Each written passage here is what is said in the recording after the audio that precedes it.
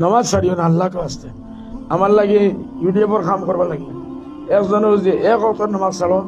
আমাদের তুমি জানতো না খাইবা আমি না আমি কোনো জিম্মেদার না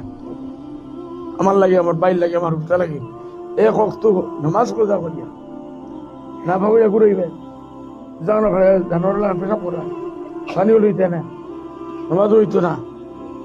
ও রোজামার সার আমি এর আগেও যতবার পড়ছি ইলেকশন বুঝে বা আল্লাহকে আসতে